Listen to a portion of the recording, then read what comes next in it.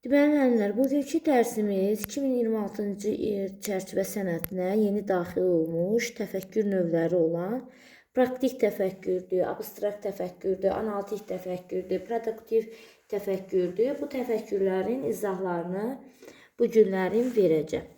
İzahlarına başlayaq. İzaha başlamamışdan əvvəl sizə onu qeyd edim ki, aprel qrupum qeydiyyat başlayıbdır. Aprel qrupumda aprel sürət qrupuna qoşulmaq istəyənlər 070 974 18 56 nömrəsi ilə əlaqə saxlaya bilərlər. Yəni aprel qrupumda sürət qrupu həftədə 3 dəfə olacaq. Digər məlumatların hər birini deməli nömrəyə əlaqə saxlayaraq əldə edə bilərsiniz. Sıfırdan başlayacağıq. Ən başdan olan qruplardan biri olacaq. Hal-hazırda qeydiyyat gedir. Həm aprel qrupunda qoşulmaq istəyənlər əlaqə saxlaya bilərlər. İndi keçək dərsimizə.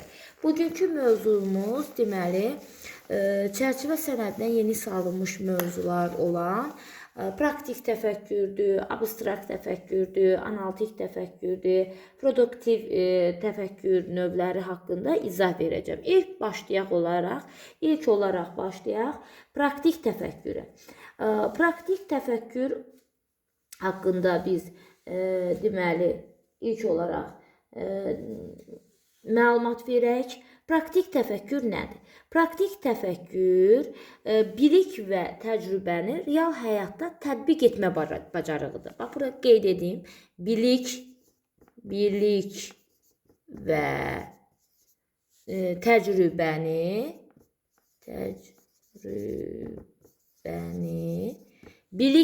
təcrübəni real həyatda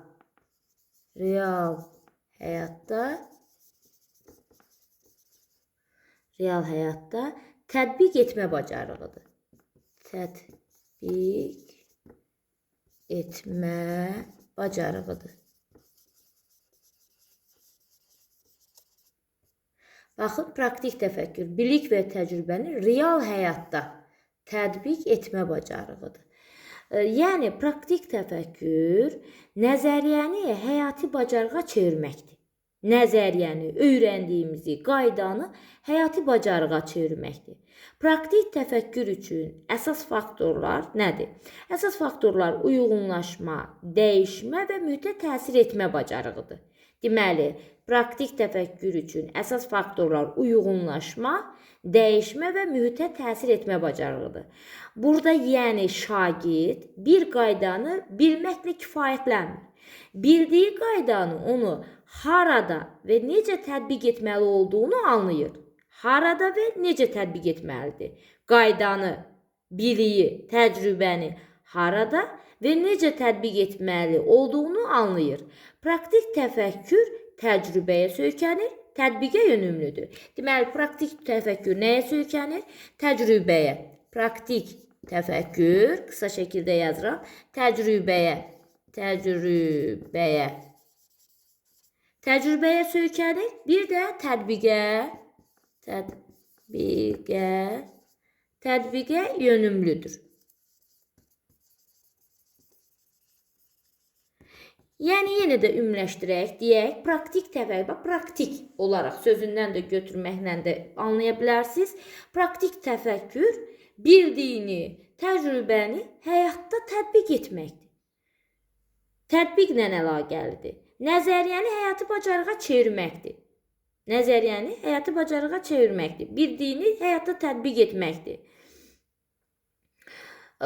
Deməli, həm də burada, məsəl üçün, şagird qaydanı əzbərləyir, öyrənir. Qaydanı əzbərləməklə kifayətlənmir. Həmin qaydanı harada və necə tətbiq etməli olduğunu da praktik təfəkkürdə necədir? Harada və necə tətbiq olacağını da anlayır şagird. Praktik təfəkkür deyək, təcrübəyə yönümlüdür. Təcrübəyə bir də tətbiqə nədir? Yönümlü təfəkkür növüdür. Praktik təfəkkür sözündən də məlumdur. Praktik təfəkkürü formalaşdıran əsas yanaşmalar var. Gəlin həmin yanaşmalara keçək. Bu praktik təfəkkür olaraq müəyyən qədər məlumat idi. İndi keçək praktik təfəkkürü. Deməli, praktik təfəkkürü formalaşdıran əsas yanaşmalar. Baxın, praktik təfəkkürü formalaşdıran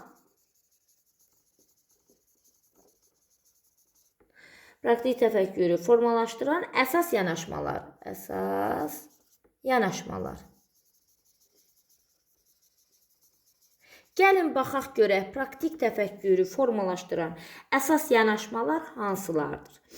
Deməli, praktik təfəkkürü formalaşdıran əsas yanaşmalardan birincisi real həyat probleminə əsaslanan tapşırıqlardır. Birincisi, real həyat probleminə, əvvəl səslə deyəcəm onları, sonra bir-bir onlar haqqında izahı qeyd edək. Deməli, birincisi, real həyat probleminə əsaslanan tapşırıqlardır. İkincisi, nəticə yönümlü fəaliyyətdir. Üçüncü, real düşünmədir. Dördüncü, qərar vermə və əsaslandırmadır. Bax, bunlar praktik təfəkkür formalaşdıran əsas yanaşmalardır. Deməli, bir də təkrarlayaq. Real həyat probleminə əsaslanan tapşırıqlar. İkincisi, nəticə yönümlü fəaliyyət. Üçüncüsü, real düşünmə.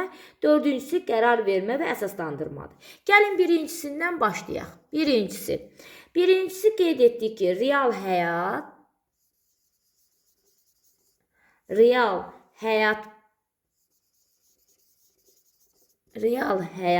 probleminə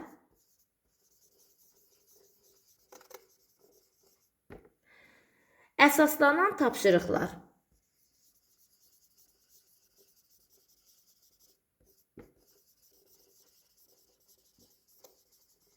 Real həyat probleminə əsaslanan tapşırıqlar.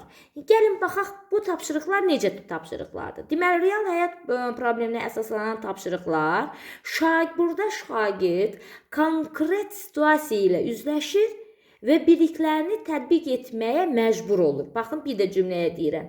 Şagird konkret olan situasiya ilə üzləşir və biliklərini tətbiq etməyə məcbur olur. Yəni, bu nədir? Məsəl üçün, bax, bir də nümunə deyək. Tutalım ki, şagird tutalım ki, ekskursiyaya gedir, gəzməyə gedir. Gəzmə zamanı, şagirdlərin gəzmə zamanı müəyyən bir səbəbdən üstündəki paltarı cırılır. İndi bu paltar cırıldıqda şagird harada paltar tikmə qaydalarını öyrənir? Hansı fəndə paltardır? Əlbəttə ki, texnologiyada. Texnologiyada öyrəndiyi o paltar tikmə qaydalarını indi real həyatda gəzdiyi zaman paltarı cırılıb. İndi cırılmış paltarla gəzmək olmayacaq. Məcburdur bu şagird neynəsin? Paltarını tiksin. Məcburdur. Onda neynəyəcək? İpi, sapı əgər orada tapa bilsə, nümunə olaraq deyirəm. İynəni tapa bilsə, məcburdur texnologiya fənnində öyrəndiyi o tikmə qaydalarından istifadə edərək real həyatda öz üzərində neynəyəcək? O qaydanı tətbiq edəcək. Və cırılmış, yırtılmış o paltarın hissəsini tikərək neynəyəcək? O öyrəndiyi, texnologiya fənnində öyrəndiyi tikmə qaydanı tətbiq edəcək. Bax, bu praktik təfəkkürdür. Bax, bu real həyat probleminə əsaslanan tapşırıqlara aid bir nümunə idi. İkinci biz qeyd etdik, deməli, praktik təfəkkürü formalaşdıran əsas yanaşmalardan ikincisi nəticə yönümlü fəaliyyətdir. Nəticə yönümlü fəaliyyətdir ikincisi olaraq. Nəticə yönümlü fəaliyyət nədir? Burada şagirdlər tapşırığı yalnız cavabla yox, istifadə oluna biləcək nəticələrlə tamamlayır. Yəni, bu nə deməkdir? Bu cümləyə bir də deyək. Deməli, tapşırıq yalnız cavabla yox, istifadə oluna biləcək nəticələri ilə tamamlanır. Həmin nəticələr də nə ola bilər? Plan ola bilər, sxem ola bilər, tövsiyə ola bilər, model ola bilər. Yəni, bunlarla tamamlamalıdır. Yəni, bu nə demək istəyir? Gəlin bunu açıqlayaq. Deməli, yalnız cavab yazmaqla kifayətlənmir. Məsələni, praktikanı nəticəsini nə ilə verir? Biri sxem şəklində verə bilər, biri plan şəklində hazırlaya bilər, biri model şəklində hazırlaya bilər, biri tövsiyə şəklində hazırlaya bilər. Yəni bunu deyir. Yəni bir cavab yazmaqla yox. Sxem nəticəni, o praktikanın nəticəsini sxem şəklində, plan şəklində, model şəklində nə edə bilər? Hazırlaya bilər, verə bilər. Bax bu nəticə yönümlü fəaliyyətə aiddir. İndi keçək üçüncü real düşünmə.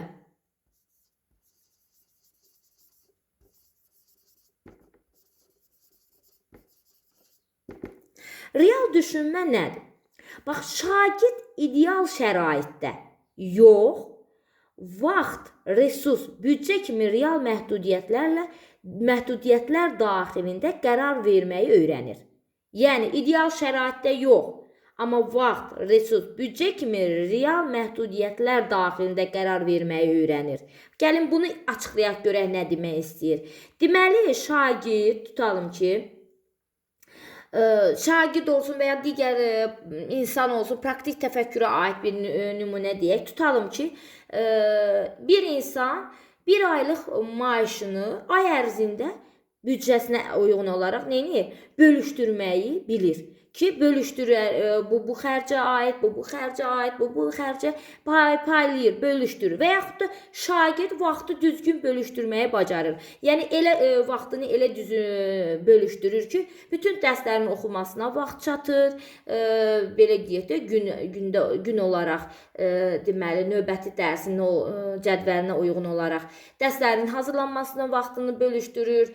Sonra məsəl üçün, özünə ayrı bir işlə məşğul olmağa ayrı bir vaxtı düzgün bölüşdürür. Yəni, belə deyək, vaxtını düzgün bölüşdürməyi bacarır və yaxud da büdcəsini bölüşdürməyi bacarır. Hansı xərclərə nə qədər xərcləyəcək, hansı işlərə nə qədər xərcləyəcək. Bax, bu olur real düşünmə. Və yaxud da bayaq dedik, bir ay ərzində maaşını bölməyi bacarır. Gələn aya kimi, maaş gələnə kimi hansı işlərə nə qədər pul xərcləyəcək və ona çatdırsın. Gələn ayına kimi çatdıra bilsin. Bax, bu olur real düşünmə. Dördüncü, qərar vermə və əsaslandırmadır. Vermə və əsaslandırma. Qərar vermə və əsaslandırma. Əsaslandırma sözünü düz yazaq.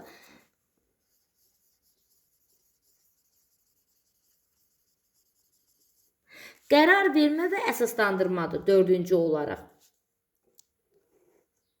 Qərar vermə və əsaslandırma. Belə eləyək, hər tərəf görsəsin. Qərar vermə və əsaslandırma. İndi bu nədir? Qərar vermə və əsaslandırma şagird birdən çox mümkün həll yolları içərisində, yəni bir dənə həll yolu yoxdur orada. Birdən çox, bir neçə həll yolları içərisində ən məqsədə uyğun olanı seçir və seçdiyini o həll yolunun səbəbini izah edir. Demək, qərar vermə, yəni qərar verə bilir ki, o həll yollardan içərisində hansını seçsin və seçdiyini, niyə onu seçdiyini, onun səbəbini də izah edir. Yəni, əsaslandırır. Həll yolları çoxdur, o həll yolların içərisindən ən məqsədə uyğun olanı seçir və seçdiyini əsaslandırmağı bacarır. Bax, bu olur qərar vermə və əsaslandırma. Bax, hal-hazırda yazdığımız praktik təfəkkürü formalaşdıran əsas yanaşmalardır. Və bir-bir bunları da izahını qeyd etdik. İndi praktik təfəkkürü inkişaf etmiş şagirdlərdə problemi daha effektiv həll etmə bacarığı olur. Həyatda tətbiqində, yəni hər hansı bir mərhələlərin, belə deyim, biliklərin həyatda tətbiqində çətinlik çəkmirlər bu uşaqlar. Qərar vermə bacarıqları yüksək olur, inkişaf etmiş olur bu uşaqlarda, bu insanlarda. Praktik təfəkkürlü insanlar öz öyrənməsinə nəzarət edə bilirlər. Praktik təfəkkür və bunlara görə də praktik təfəkkür 21-ci əsr bacarıqları içərisində ən əsas yer tutan bacarıqdır. Deməli, praktik təfəkkürə sahib olan insanlar, sahib olan şagirdlər problemi daha effektiv həll edirlər. Həyatda tətbiqində biliklərin, təcrübələrin həyatda tətbiqində çətinlik çəkmirlər. Qərar vermə bacarıqları inkişaf edir bu uşaqlarda. Sonra praktik təfəkkürə malik insanlar öz öyrənmələrinə nəzarət edə bilirlər. Sonra praktik təfəkkür, bunlara görə də praktik təfəkkür 21-ci əsr bacarıqları içərisində ən əsas yer tutur. İndi gəlin praktik təfəkkürə aid nümunələr də göstərək, aid tapşırıqlar da qeyd edək. Praktik təfəkkürə aid tapşırıqlarda, məsəl üçün, indi mən burada səslə qeyd edəcəm, yazmayacağım. Praktik təfəkkürə aid tapşırıqlar, məsəl üçün, məktəb kitabxanasından az istifadə olunur. Siniflər üçün qısa maarifləndirici fəaliyyət planı hazırla. Baxın, məktəb kitabxanasından az istifadə olunur. Bu problemin həlli üçün siniflər üçün nəyi həyata keçirdiyi, maarifləndirici fəaliyyət planı hazırla və həyata keçirilməsi nə olur? Praktik təfəkkürə aid olur. Plan hazırlamaq. Bayaq biz qeyd elədik ki, praktikdə nəticə yönümlülük fəaliyyətində öz praktikasını plan şəklində verir. Və yaxud da ikinci, bir günlük sağlam qidalanma ilə bağlı menyu hazırla və seçimini əsaslandır. Deməli, o menyuda olacaq, o menyunun içərisində tərkibinə hansı qidaları əlavə edibsə, onları qeyd edəcək və onları niyə qeyd etdiyinə görə, niyə ora əlavə etdiyinə görə nə edəcək, seçimini də əsaslandıracaq. Yəni, burada əsas olacaq bu praktik təfəkkürdə qərar vermə və əsaslandırma hissəsinə aid olacaq. Və yaxud da yaşadığı ərazidə su qıtlığı problemi var. Bununla bağlı fəaliyyət planı hazırla. Bu da olacaq hansına aid olur? Nəticə yönümlü fəaliyyət plandır, sxemdir, tövsiyədir, model hazırlamaqdır. Bunlar buna aiddir. Bax, bu şəkildə praktik təfəkkürə aid tapşırıqlar, nümunələr göstərmək olar. Bax, hal-hazırda biz praktik təfəkkürə aid izahı verdik. İndi keçək ikinci təfəkkür. Praktik təfəkkürü ümumiləşdirsək, yenə də qeyd edək, biliyi, təcrübəni həyatda tətbiq etmək bacarığıdır praktik təfəkkür. İndi keçək ikinci təfəkkür növü olan, ikinci olaraq yeni belə deyək də çərçivəyə salınan təfəkkür növlərindən ikincisi olaraq abstrakt təfəkkür. Gəlin qeyd edək adını.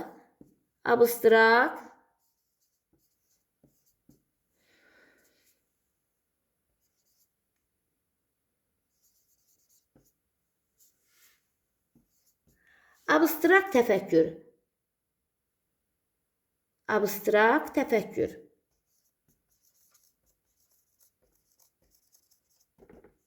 Abstrakt təfəkkür. Bəs abstrakt təfəkkür nədir? Abstrakt təfəkkür, abstrakt yəni gözlə görünməyən anlayışları ağıl və təsəvvürümüzdə canlandırmaq bacarığıdır. Abstrakt təfəkkür nədir? Gözlə görünməyən anlayışların ağıl və təsəvvürümüzdə canlandırmaq bacarığıdır. Yəni, real dünyada birbaşa görünməyən ideyalar, anlayışlar, əlaqələr haqqında düşünmə qabiliyyətidir. Bir də deyək, real düşünmə,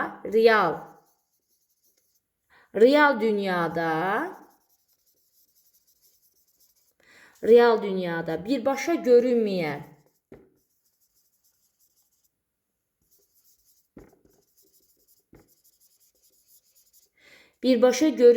ideyalar, anlayışlar və əlaqələr haqqında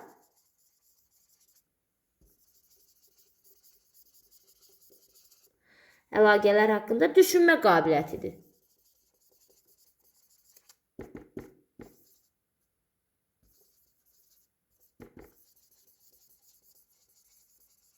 Bax, bu abstrakt təfəkkürdür. Yəni, gözlə görünməyən anlayışların ağıl və təsəvvürümüzdə canlandırmaq bacarığıdır. Real dünyada birbaşa görünməyən ideyalar, anlayışlar, əlaqələr haqqında düşünmə qabiliyyətidir abstrakt təfəkkür. Abstrakt təfəkkür insanın birbaşa hiss orqanları ilə görmədiyi, toxunmadığı konkret obyektlərə deyil, anlayışlara, prinsiplərə, simvollara, qaydalara əsasən düşünmə qabiliyyətidir. Deməli, abstrakt təfəkkür insanın birbaşa hiss orqanları ilə görmədiyi, toxunmadığı konkret obyektlərə deyil, anlayışlara, prinsiplərə, simvollara, qaydalara əsasən düşünmə qabiliyyətidir. Bu təfəkkür növündə şagird konkret faktlardan kənara çıxır. Bax, bu təfəkkürdə növündə şagird konkret faktlardan neyir? Kənara çıxır. Kənara çıxıb ideyalar, əlaqələr, ümumi prinsiplər üzərində düşünmə bacarığıdır. Konkret faktlardan kənara çıxma var və kənara çıxıb ideyalar, əlaqələr, ümumi prinsiplər üzərində düşünmək bacarığıdır abstrakt təfəkkür. Abstrakt təfəkkür sayəsində biz anlayışları yaradırıq. Bax, abstrakt təfəkkür hesabına biz nəyi yaradırıq? Anlayışlar yaradırıq. Məsəl üçün, bu anlayışlara nümunə göstərək. Abstrakt təfəkkür hesabına biz anlayışlar yaradırıq. Məsəl üçün, ədalət. Ədalət anlayışı, sonra azadlıq, azadlıq anlayışı, sonra dostluq kimi. Bax, bu kimi anlayışları yaradırıq, bunları izah edirik, nə olduğunu, mahiyyətini anlayırıq. Bunlar hamısı abstrakt təfəkkür hesabına edirik. Sonra abstrakt təfəkkür hesabına simvollardan və misallardan istifadə edirik. Bir də simvollardan, bir də misallardan istifadə edirik. Abstrakt təfəkkür də özdə çox vaxtlarda dil vasitəsilə təşkil olunur. Yəni biz bunları izah ediriksə, bunların mahiyyətini qeyd ediriksə, nəyin hesabına deyirik? Əlbəttə ki, dil vasitəsilə təşkil olunur. Burada məsəl üçün anlayışların adlandırılması var, onların arasındakı əlaqənin sözlü ifadəsi var, argumentə və izah etmək, argumentlərə qurmaq, ifadə etmək bacarığı var, hamısının düşünməsi və şifahi simvolik formaya salması hamısı abstrakt təfəkkürə aiddir. Yəni abstrakt təfəkkürdə əsas dil vasitəsilə təşkil olunur. O düşünmə qabiliyyəti, o belə deyim, o anlayışlar haqqında verilən məlumatlar hamısı nəyin hesabına təşkil olunur?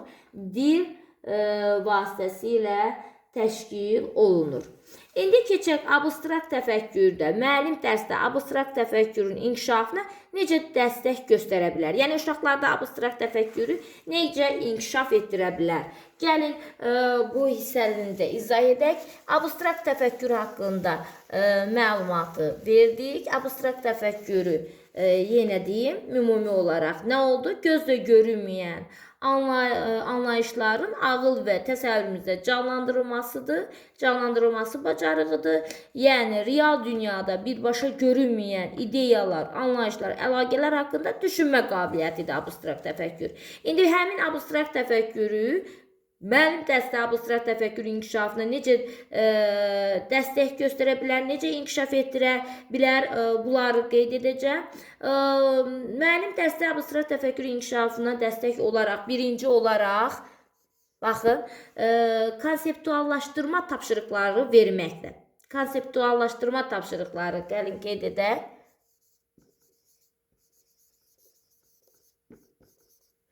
Konseptuallaşdırma tapşırıqları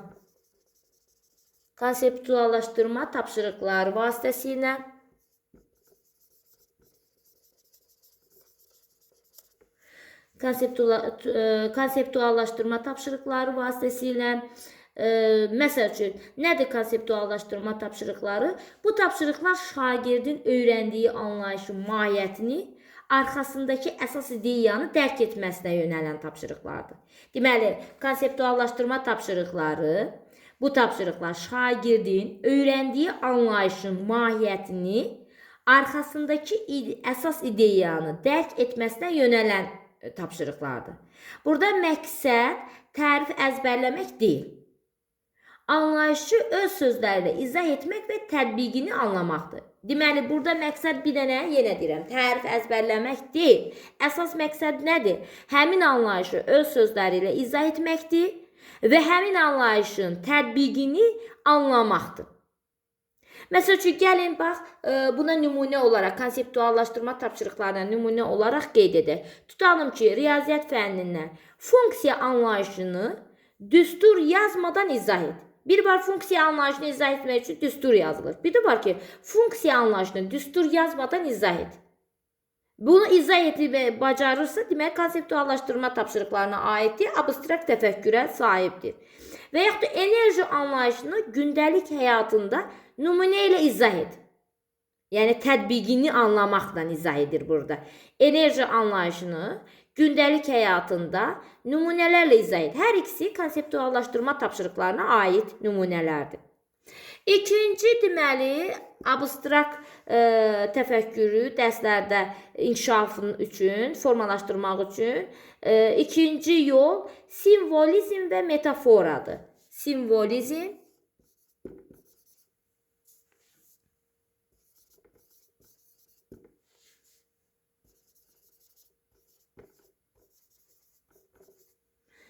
metafora.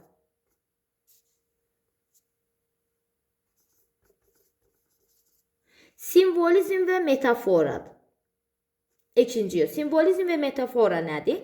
Abstrakt fikirləri simvol, obraz və ya bənzətmə vasitəsilə ifadə etmə bacarığıdır. Bax, simvol sözünə baxın, metafora, bənzətmə. Deməli, abstrakt fikirləri simvol, obraz və ya bənzətmə vasitəsilə ifadə etmə bacarığıdır. Bax, bu bacarıq. Şagird anlayışı bir şəkil, vəziyyət və ya model ilə əlaqələndirərək izah edir. Deməli, simvolizm nə oldu? Simvolizm və metafora, şagird anlayışı, hər hansı bir anlayışı, məsələni bir şəkil vasitəsilə, vəziyyəti vasitəsilə və yaxud da modeli ilə əlaqələndirərək neyir? İzah edir. Məsəl üçün, gəlin buna misal deyək. Məsəl üçün, azadlıq anlayışını bir obrazla ifadə et və səbəbini izah et. Demək, azadlıq bir anlayışdır, onu bir obrazla ifadə edir əvvəlcə, sonra da səbəbini izah edir. Və yaxud da bərabərlik işarəsini, bərabərlik anlayışını bir şəkil və ya simvolla göstər. Əgər uşaq bərabərlik işarəsinin şəklini göstərirsə, simvolunu göstərirsə, deməli, nə olur? Abstrakt təfəkkürə aid olur. Simvolizm və metafora yoluna aid olur bu. Və yaxud da imperiya anlayışını bir metafora ilə ifadə et. Bir nəyəsə bənzədərək onu ifadə edirsə, nə olur? Abstrakt təfəkkürə aid olur. Bax, simvolizm və metafora. Simvolizm simvolda işarələrlə, vasitələrləndir. Məsəl üçün, bərabərlik işarəsini göstərməsi uşağın və yaxud da bərabərlik işarəsinin şəklini göstərməsi. Bunlar hamısı simvolizm və metaforaya aiddir və bayaq da digər nümunələrdə qeyd etdik. İndi üçüncü yol isə təfəkkürün inkişafına göstərilən yollardan üçüncüsü isə ümumiləşdirmə bacarığıdır.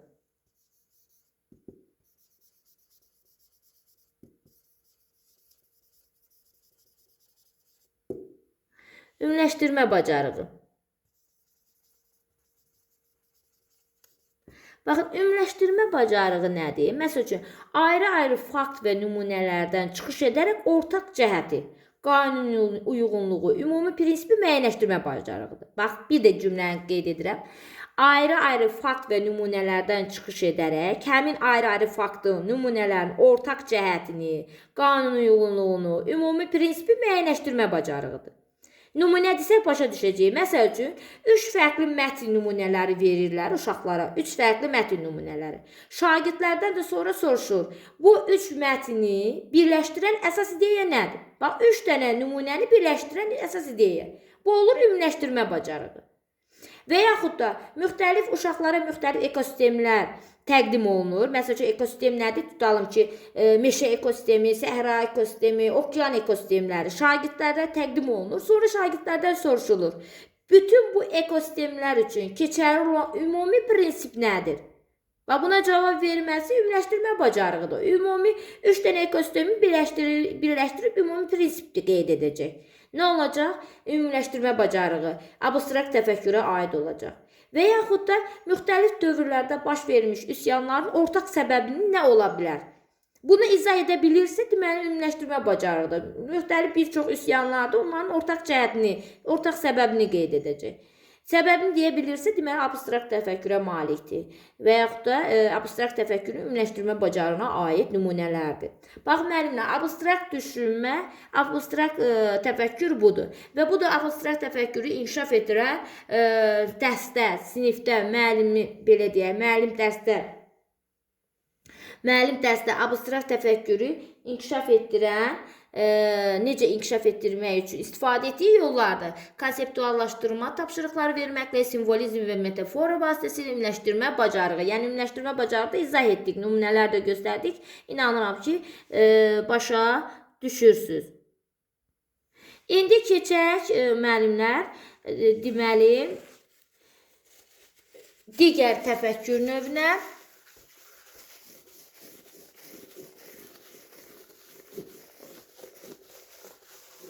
Əvvəl silək buranı. Digər təfəkkür növü analitik təfəkkürdür.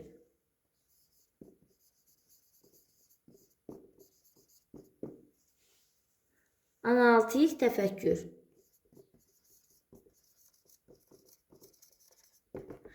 Analitik təfəkkür nədir? Biz düşünmə formalarda da analitik düşüncənin düşünmə formasında keçmişik. Oradan da bizə müəyyən qədər məlumatımız var. Yenə də əlavə olaraq analitik təfəkkür nədir deyəndə, analitik təfəkkür hadisə və anlayışları hissələrə bölərək səbəb-nəticə əlaqələri tapmaq bacarığıdır. Deməli, analitik təfəkkür hadisə və anlayışları hissələrə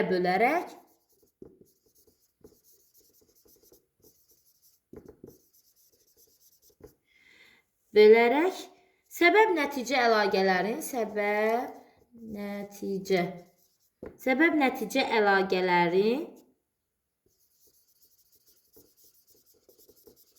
əlaqələrini tapmaq bacarığıdır.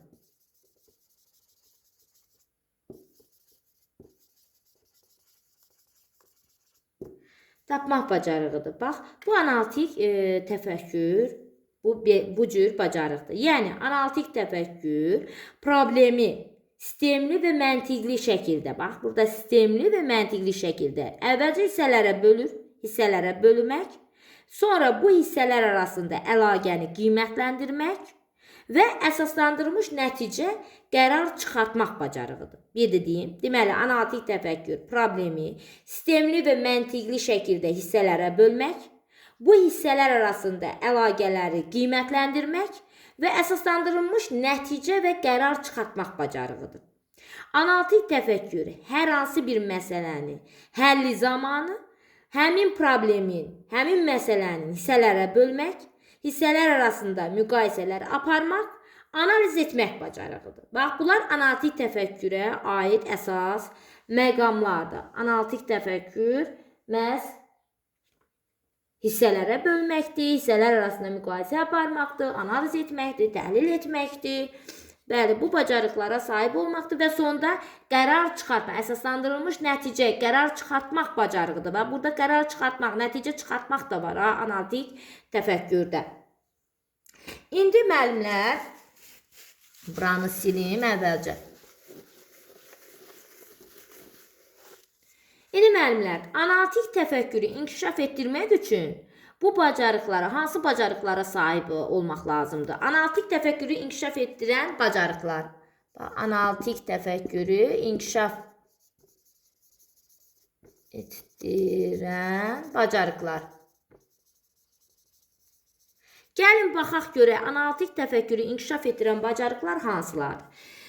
Birinci olaraq, bax, əvvəlcə səslə qeyd edəcəm, sonra bir-bir deyəcəm. Birinci olaraq hissələrə ayırmaqdır. Birinci bacarıq hissələrə ayırmaq.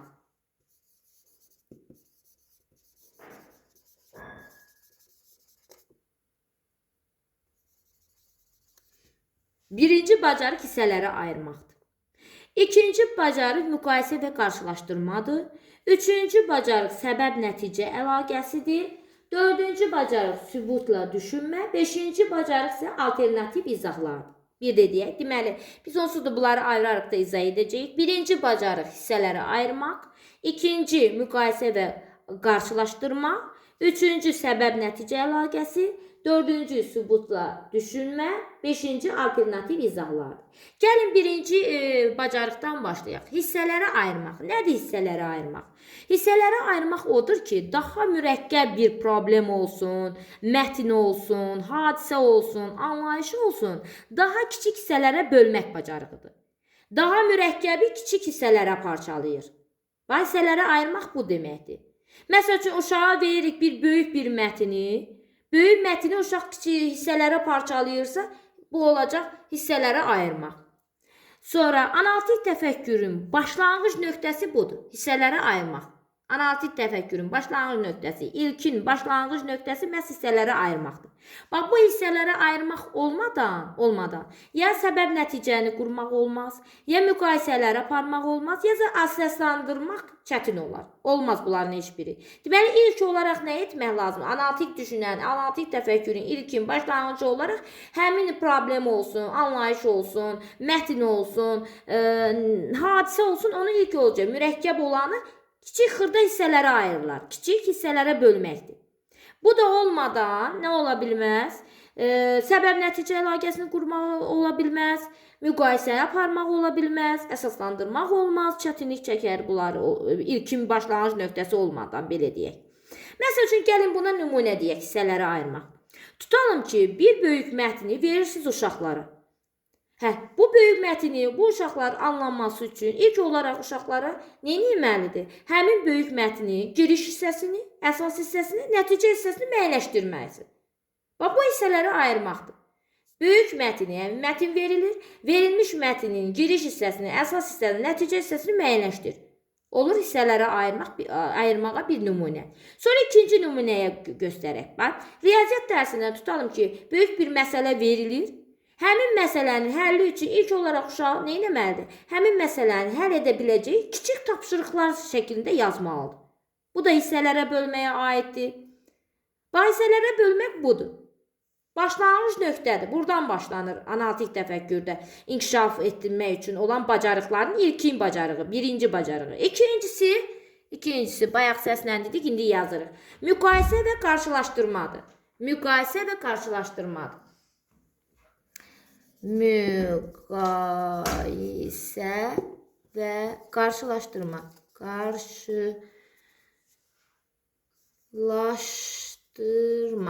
Müqayisə və qarşılaşdırma. Müqayisə və qarşılaşdırma nədir?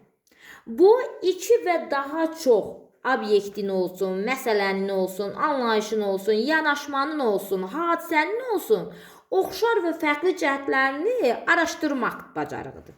Deməli, müqayisə və qarşılaşdırma, iki və daha çox obyekt, məsələ, anlayış, hadisə, yanaşmanın oxşar və fərqli cəhətlərini araşdırmaqdır. Bu təfəkkürdə yalnız fərqi görmək, müqayisə və qarşılaşdırma sözünə fikir verin. Burada yalnız müqayisə etmək, yəni fərqi görmək deyil. Fərqi görməklə yanaşı həmin fərqin mənasını anlamaqdır. Yəni, bir fərqi görməklə, bir müqayisə etməklə kifayətlənmir. Həm fərqini görür, həm də eyni zamanda həmin fərqin mənasını anlamalıdır. Və burada o müqayisə edib, o müqayisə hissələrini bir-biri ilə qarşılaşdırmalıdır. Burada şagird nəyin fərqli olduğunu bilmək əvəzinə, onu bu fərq nəyi dəyişdirəcəyi, niyə vacib olduğunu müəyyənləşdirməsi lazımdır. Deməli, fərqin nəyi dəyişdirəcəyini, niyə vacib olduğunu müəyyənləşdirmək bacarığıdır bu. Yəni, yenə deyirəm, bir dənə fərqi görmək burada kifayətlənmir. O fərq nəyə təsir olacaq, nəyi dəyişdirəcək, niyə vacib olduğunu müəyyənləşdirmək bacarığıdır. Müqayisə və qarşılaşdırma. İndi nümunələr deyəndə başa düşəcəksiniz. Məsəl üçün, baxın, iki obrazı müqayisə et. Şagirdə tapşırır ki, bax, nümunədir. İki obrazı müqayisə et. Oxşar və fərqli cəhətləri araşdır, fərqlərinin nəticəyə təsirini müəyyənləşdir. Deməli, müqayisə etməklə kifayətlənmir da, həm də o fərqlərin nəticəyə necə təsir edəcəyini də müəyyənləşdirir burada. Nəticəyə necə təsir edəcəyini də müəyyənləşdirir. Deməli, iki obraz arasında həm müqayisə edir, həm oxşar və fərqli cəhətlərini araşdırır və fərqlərin, o üzə çıxartdığı o fərqlərin nəticəyə necə təsirini müəyyənləşdirir. Bax, müqayisə və qarşılaşdırma budur. Sonra ikinci nümunəyə baxaq. Eyni məsələni iki üsulla həll et. Eyni məsələdir. İki üsulla həll et. Və müqayisə et ki, hansı problemi daha sürətlə həll etmək olur, hansı daha dəqiq və aydın həlli yoludur. Deməli, iki məsələ verilir. Həmin iki məsələni fərqli iki üsulla həll edir. Və sonra həll etməklə kifayətlənmir. Sonra müqayisə edir ki, bu həlli yollardan daha sürətlə hansı həlli yolu daha sürətlə həll edir, daha dəqiq, daha aydın hansı həll yoludur. Deməli, onu müqayisə edir və müqayisə etdikdən sonra o iki müqayisə arasında bir-biri ilə qarşılaşdırır ki, hansı daha yaxşıdır, daha aydındır, daha dəqiqdir. Bax, müqayisə və qarşılaşdırma budur. Sonra və yaxud da üçüncü nümunə deyək, verilmiş iki regionun iqlim xüsusiyyətlərini, təsərrüfat sahələrini və yaşayış formalarını qarşılaşdır. Bax, burada da qarşılaşdırma var. Həm iki regionun iqlim xüsusiyyətlərinin, təsərrüfat sahələrinin və yaşayış formalarını qarşılaşdırması. Müqayisə edəcək, qarşılaşdıracaq, qarşılaşdırması hamısı nə olur? Deməli, müqayisə və qarşılaşdırmaya aid olur. Üçüncü, deməli, formalaşdıran üçüncü bacarıq, analitik təfəkkürü formalaşdıran üçüncü bacarıq səbəb-nəticə əlaqəsidir. Baxın,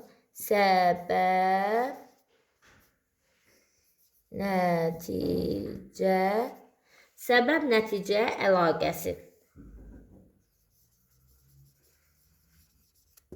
Səbəb-nəticə əlaqəsi nədir? Burada bir hadisənin niyə baş verdiyini və nə ilə nəticələyəcəyini ardıcıl şəkildə izah etmə bacarığıdır. Deməli, həm səbəbini, həm də nəticəsini aydınlaşdırır. Bax, bir hadisənin niyə baş verir, niyə baş verməsi onun səbəbidir. Həm səbəbini izah edir, niyə baş verdiyini və nə ilə nəticələnəcəyini ardıcıl şəkildə izah etmə bacarığıdır. Deməli, hadisənin baş vermə səbəbini müəyyənləşdirir, həm də həmin səbəb nə ilə nəticələnəcək. Onu izah etmə bacarığıdır. Səbəb-nəticə əlaqəsi budur bəs. Şagirdlər çox vaxt hadisəni təsəvvür edirlər, amma izah etmirlər. Bax, səbəb-nəticədə təsəvvür edirlər, amma izah etmirlər. Analitik təfəkkürdə isə təsəvvür mərhələsindən izah mərhələsinə keçid tələb edir. Bax, burada təsəvvürdən izah mərhələsinə keçid tələb edir. Yəni, səbəb-nəticədə niyə baş verdi və nə ilə nəticələndi? Əvvəl səbəbini müəyyənləşdirir, niyə baş verdiyini, sonra həmin səbəb nə ilə nəticələnir? Bunu müəyyənləşdirmək, bunu izah etmə bacarığıdır. Məhz səbəb-nəticə əlaqəsi. Məsəl üçün, baş vermiş tarixi hadisənin səbəbini, həmçinin qısa və uzun müddətli nəticələrini müəyyənləşdirir. Deməli, baş vermiş tarixi hadisə var. Həmin hadisənin həm səbəbini müəyyənləşdirəcək, həmçinin də qısa və uzun müddətli nəticələrini də müəyyənləşdirəcək. Səbəbi və nəticəsi. Bu olur səbəb-nəticə. Və yaxud da təcrübə zamanı dəyişənlərin yerini dəyişdikdə nəticənin necə olacağını müəyyənləşdir. Deməli, təcrübə zamanı dəyişənlərin yerini dəyişdikdə nə baş verər? Səbəbini və onun nəticəsini nə etməlidir? Müəyyənləşdirməlidir. Əsərdə baş obrazın qərarını, səbəbini və nəticəsini əlaqələndir.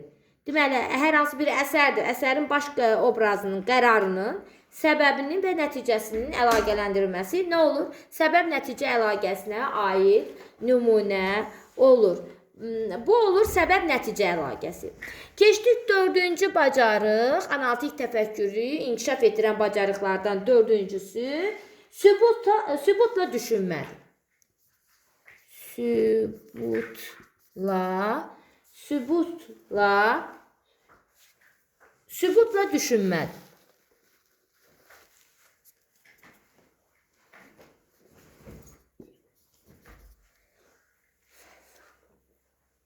Sübutla düşünmə.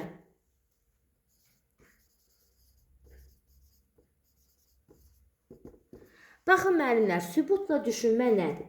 Yəni hər bir fikrin fakta, nümunəyə, mətn parçasına görə əsaslandırmaqdır. Sübut, yəni fakt gətirir. Nümunə, Əgər mətndənsə, mətndən göstərir. Sübutla düşünmə budur. Hər bir fikrin fakta, nümunəyə, mətn parçasına görə əsaslandırmaq bacarığıdır. Analitik düşüncədə yalnız fikri söyləmək deyil, həmin fikri əsaslandırmaq bacarığıdır. Bu əsaslandırmaqda, bax, sübutla sözünə fikir verin, sübutla əsaslandırmalıdır. Faktla, nümunə gətirməklə, faktlara görə. Mətndən əsaslandırmalıdırsa, mətndən nümunə gətirməklə, mətn parçasına görə. Məsəl üçün, Azərbaycan dili dərsində, ədəbiyyat dərsində ona aid deyirəm. Məsəl üçün, bir nümunə deyək. Mətnin əsas ideyasını təsvir edən iki fikir tap.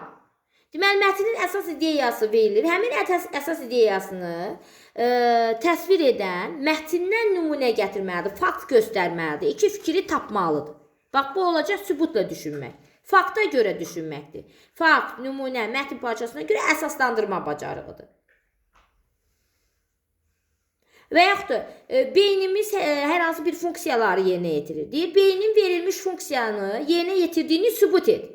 Yaxşı, beynin yerinə yetirdiyi o funksiyanın yerinə yetirməsini sübut etmək üçün nə edəcək? Fakt gətirəcək, sübut gətirəcək. Sübut etmək üçün faktı əsaslandırmalıdır. Bax, sübutla əsaslandırmalıdır. Bu sübutla düşünmədir, müəllimlər. 5-ci alternativ izahlardır.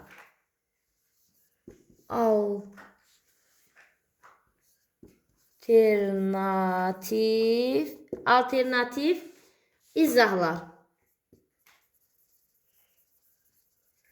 Baxın, alternativ izahlar nədir? Yəni, eyni hadisənin və ya problemin bir deyil, bir neçə izah ola biləcəyini qəbul etmək bacarığıdır. Deməli, eyni hadisə olsun, problem olsun, onun bir izahı olmayacaq da, bir neçə izah ola biləcəyini qəbul etməkdir. Və həmin qəbul etməklə yanaşı, onlar arasındakı, onları araşdırmaq, həm də onları araşdırmaq bacarığıdır.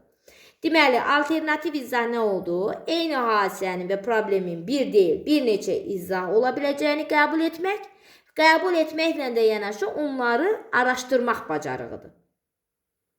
Analitik təfəkkür, müəllimlər, açıq düşüncə tələb edən təfəkkür növüdür. Açıq düşüncə tələb edir.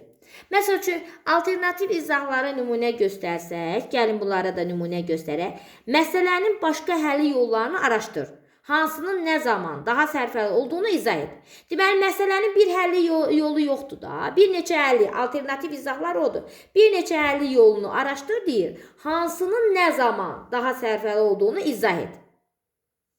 Və yaxud da bölgənin içməli su probleminin səbəb olan amillərə fərqli perspektivdən nəzər sal. Yəni, bir həlli yol yoxdur da, fərqli digər həlli yollarına da nəzər sal. Bax, alternativ izahlar bir deyil, bir neçə həll yolu olacağını qəbul etmək və o həll yolları arasında onları araşdırmaq bacarığıdır. Həm onları izah edə biləcəyini qəbul etməkdir, izah edir, həm də onları araşdırmaq bacarığıdır. Alternativ izahlardır. Alternativ sözündən, yəni bir yox, bir neçə mənasını verir. Bundan da müəyyənləşdirmək olar. Bu da analitik təfəkkürün izahı idi. İndi keçək, deməli, axırıncı produktiv təfəkkürün izahına.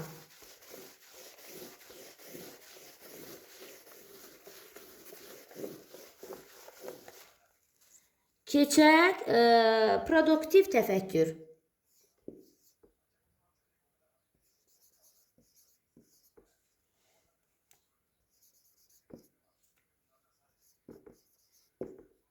Produktiv təfəkkür.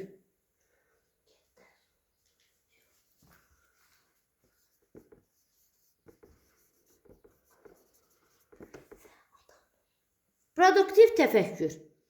İndi baxaq, produktiv təfəkkür nədir?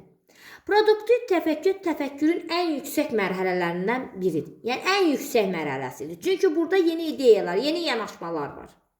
Biz dedik, ən ali təfəkkür, dedik, yaradıcı təfəkkürdür. Eyniliklə, produktiv təfəkkürdə ən yüksək mərhələdir. Produktiv təfəkkür nədir deyəndə, produktiv təfəkkür mövcud biliklərdən, bax, produktiv təfəkkür mövcud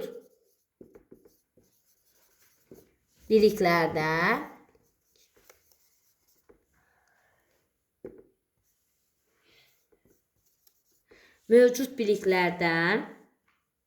yeni və yaradıcı ideyalar hasil etmək bacarığıdır.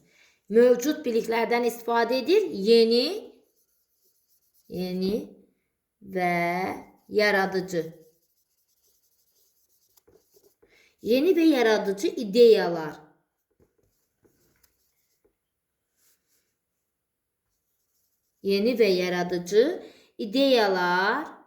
ideyalar hasil etmək bacarığıdır.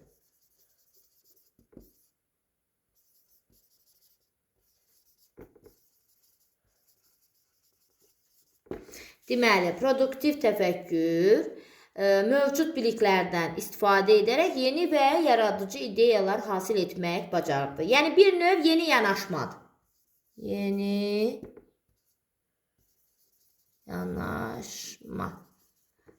yeni yanaşma etməklə də kifayətlənmir də. Yəni, produktiv təfəkkür yeni yanaşma edir, yeni həll yolunu və onu tətbiq edir.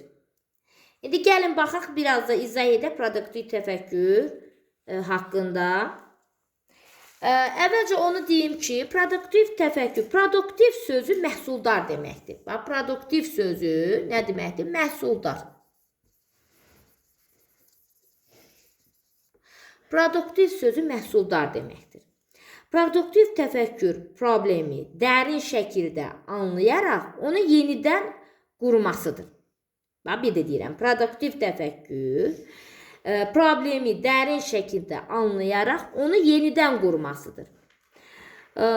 Bu zaman insan yalnız yadda saxladığı qaydanı tətbiq etmir. Bax, yalnız bildiyi qaydanı tətbiq etmir. Problemin daxili strukturunu, onun əsas və ikinci dərəcəli elementlərini və elementlər arasındakı əlaqəni görməyə çalışır. Həm deməli, qaydanı, yalnız yadda saxladığı qaydanı tətbiq etmir, bax, produktiv təfəkkürdə. Problemin daxili strukturunu, onun əsas və ikinci dərəcəli elementlərini və bu elementlər arasında əlaqəni görməyə çalışır. Produktiv təfəkkürlü insanın qarşılaşdığı vəziyyəti olduğu kimi qəbul etmir. Bax, produktiv düşünən insan hər hansı bir problemlə qarşılaşdığı vəziyyəti heç vaxt olduğu kimi qəbul etmir. Onun arxasındakı məntiqi əlaqələri görməyə çalışır. Və daha sonra isə anlayışa əsaslanaraq yeni və daha məqsədyönlü həll formalaşdırır. Yəni, olduğu kimi qəbul etmir, onun arxasındakı anlayışları, məntiqi əlaqələri görməyə çalışır. Daha sonra da nə edir? O gördüyü o məntiqi əlaqələr arasındakı anlayışları əsaslandıraraq yeni, daha məqsədyönlü həll formasını formalaşdırır produktiv təfəkkürdə. Produktiv təfəkkürə aid sual nümunəsini desək, produktiv təfəkkürə aid sual nümunəsini gəlin deyək. Bax, produktiv düşünən insanlar bu sual nümunəsindən istifadə edir ki, bu problemin mahiyyəti nədədir? Deməli, həm problemin mahiyyətini müəyyənləşdirir. Problemin mahiyyəti nədədir? Onu başqa cür necə qura bilərəm? Bax, produktiv düşünən insanlar bu cür sualları özlərinə verir ki, bu problemin mahiyyəti nədədir? Həm problemin mahiyyətini müəyyənləşdirir. Həm də nə edir? Bunu başqa cür necə qura bilərəm? Başqa cür necə həll edə bilərəm? Bax, yeni ideyalar üzə çıxardır. Bu kimi suallar üzərində düşünür, bax, produktiv düşünən insanlar. Yəni, produktiv düşünmə mövcud bilikləri yenidən təkrar etmək deyil, həmin biliklərin daxilində yeni kombinasiyaları tapmaqdır. Bayaq dedik ki, yeni ideyalar hasil etməkdir. Yeni ideyalar nə etməkdir? Hasil etmək bacarığıdır. Produktiv düşünmə zamanı həm yaradıcı ideyalar ortaya çıxır. Bax, bunlarını qeyd edək. Produktiv düşünmə zamanı, bax, bu hissələri qeyd edək. Produktiv düşünmə zamanı həm yaradıcı ideyalar ortaya çıxır. Deməli, həm yaradıcı ideyalar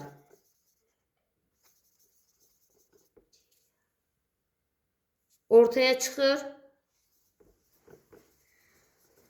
Həm yaradıcı ideyalar ortaya çıxır. Həm bu ideyaların seçilib dəyərləndirməsi olur. Həmin ortaya çıxan bax bu ideyaların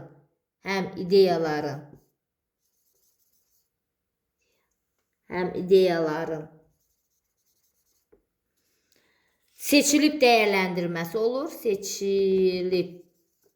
İdeya bax, əvvəlcə ideyalar ortaya çıxır. Sonra həmin ortaya çıxan ideyaların seçilib, onların içərisində seçilib dəyərləndirilməsi, qiymətləndirilməsi olur. Dəyərləndirilməsi olur.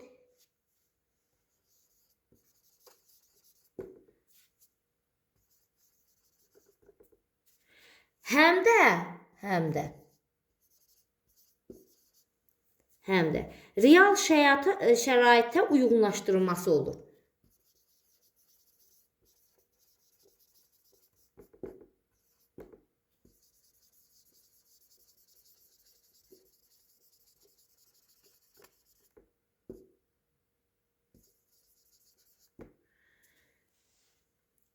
Baxın, produktiv təfəkkürdə deməli, problem həlli zamanı, produktiv düşünmə zamanı deməli, həm yaradıcı, baxın, yaradıcı ideyalar ortaya çıxır. Həm ideyaların seçilib, ortaya çıxan ideyaların seçilib dəyərləndirməsi, qiymətləndirməsi olur. Həm də real şəraitə uyğunlaşdırılması olur. İndi, yəni produktiv təfəkkürdə təkcə yeni fikir tapmaq deyil, yəni yeni fikirlər çıxır. Həm o fikirləri tapmaq deyil, ondan yanaşı nə iş görür? Həm də problemi başa düşmək, onu yenidən qurmaq, real həyatda ardıcıllığı, belə deyim, tətbiq etməkdən ibarət olur. Deməli, produktiv təfəkkürdə təkcə yeni fikir tapmaq deyil, həm də problemi başa düşməkdir, onu yenidən qurmaqdır, real həll yaratmaq ardıcıllığıdır. Deməli, bax, buranı qeyd etdim. Burada həm ideya ortaya çıxır, həm ideyaların seçilib dəyərləndirməsi olur, həm də real şəraitə uyğunlaşdırma olur. Deməli, produktiv təfəkkürdə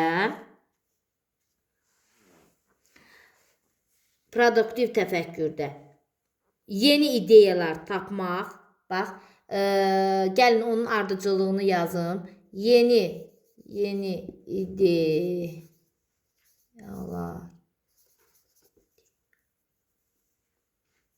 tapmaq. Üstəgəl, yeni ideyalar tapmaq.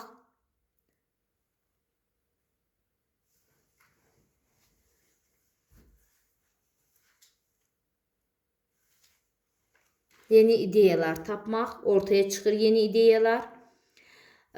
Bu üstəgələ silim. Yeni ideyalar ortaya çıxır. Yeni ideyalar ortaya çıxmaqla yanaşı, burada problemi başa düşmək. Baxın. Problemi başa düşmək. Problemi başa düşmək.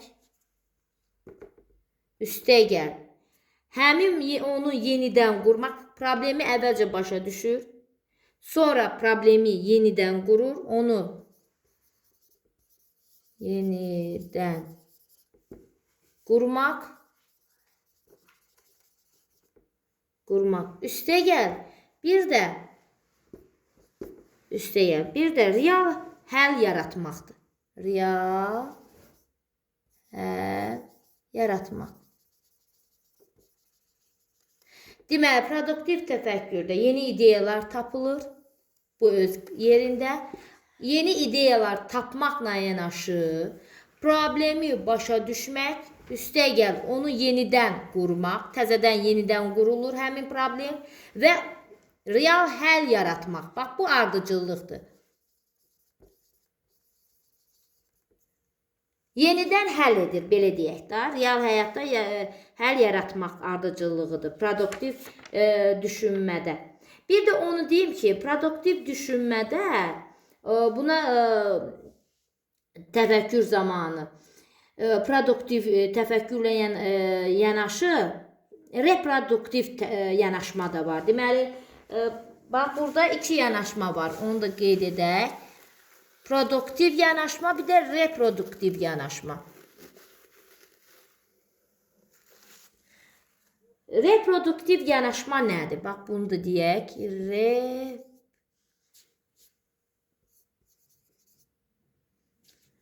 Reproduktiv.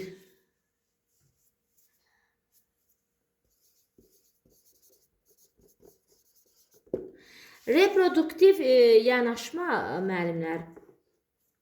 Reproduktiv yanaşma. Təkrar etmək deməkdir. Reproduktiv yanaşma təkrar, eyni işi təkrar etməkdir. Eyni bir şeyi təkrar edirsə, bu reproduktiv yanaşmadır. Amma produktiv yanaşmada ona yeni yollar müəyyənləşdirir, problemi başa düşməkdir, yeni həll yolunu qurmaqdır və real həyata real həll yaratmaqdan ibarətdir. Yəni bir nümunə üzrə ikisini izah edək, daha yaxşı başa düşəcəksiniz.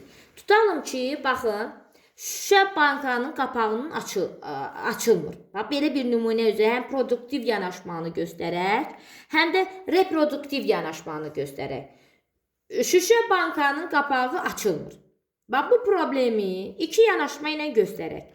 Şüşə bankanın qapağı açılması bu problemi reproduktiv yanaşma ilə yanaşsaq, bu zaman eyni hərəkəti təkrar edəcək. Və daha çox güc tətbiq edəcək. Yəni, şüşə bankadır, qapağı açılmayacaq. Reproduktiv yanaşmada bir dəfə güc verəcək, o şüşə qapağı açılmayacaq. Təkrar bir də açmağa çalışacaq, təkrar bir də açmağa. Eyni şeyi neyinir? Təkrar yerinə yetirir. Təkrar yerinə yetirməsi reproduktiv yanaşmadır. Yəni, şüşə qapağı açılmır, bir də güc verəcək şüşə qapağı açmağa, bir də təkrar edir. Eyni şeyi. Bu olur reproduktiv yanaşma. İndi həmin şüşə bankasının qapağı açılmır. Buna produktiv yanaşma ilə yanaşdıqda ilk olaraq problemin fiziki mahiyyətini anlamaqdır. İlk olaraq, yəni şüşə qapağının bağlanmasının fiziki mahiyyətini anlamaqdır. Sonra buna əsasən yeni həll tapmaqdır. Yəni birinci problemin mahiyyətini başa düşür. Sonra produktiv yanaşmada. Sonra ona yeni həll yolunu tapmaqdır. Yəni nə edəcək? Yəni nə ola bilər? Yəni qapağı ya isti suyun altına qoyacaq, isti suyun qapağın üzərinə tökülməsini təmin edəcək, ya kənardan biraz zərbə vuracaq və yaxud da bıçağı götürəcək, kənardan hava buraxmasını təmin edəcək. Bıçaqla bankanın ağzını biraz aralayan kimi eləyirlər. Bu şəkildə həll yoluna baxacaq. Və bunlardan vəziyyətə uyğun olaraq birini işlək həll formasında istifadə edəcək. Bu, belə deyək, produktiv yanaşmadır. Yəni, yeni həlli tapılır, həmin hər yolların içərisində vəziyyətə uyğun olanı işlək həll formasını seçəcək. Və bu şəkildə neyir? Bayaq da qeyd etdik. Yeni həll, deməli, real həllini yaradacaq. Yəni bir yoldan istifadə edərək, onu yeni formasında istifadə edərək vəziyyətə uyğun onu həll edəcək. İşlək həll formasını formalaşdıracaq.